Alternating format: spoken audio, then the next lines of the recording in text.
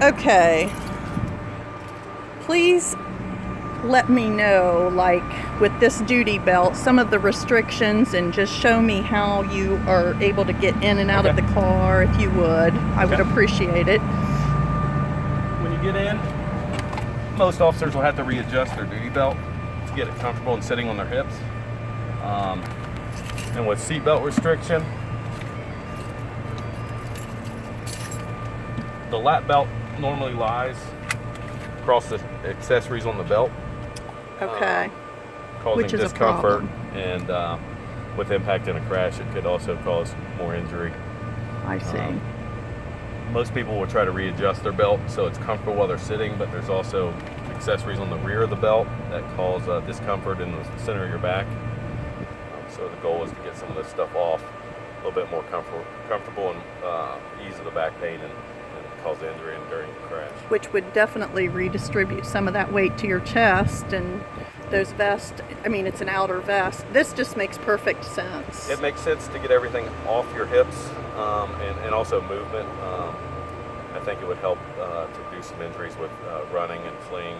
Makes perfect sense. You know, you're more protected up here on your center, your cavity, than you are on your hips. So.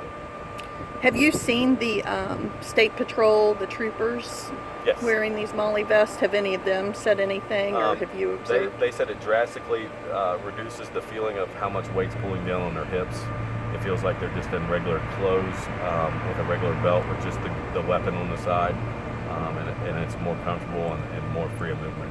And I'm sure running after a suspect or something like that too. Running is a big thing. It used to be a real focus on everything right at your arm's reach, but with the new technology and new improvements with the vest, everything they've made so it's accessible.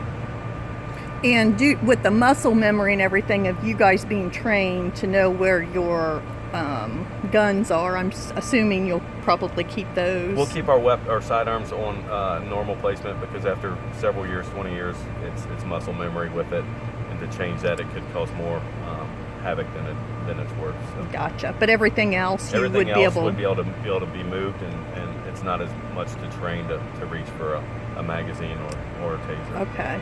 And I'm sure probably with the heat too, does that inner vest with their... The inner vest traps a lot of heat, and the high humidity days, if you're on a traffic crash and stuff, you can feel yourself dehydrating, and sometimes it's hard to get back to get some water or something. So I think the outer vest would be a little bit more breathability and ease of use. So.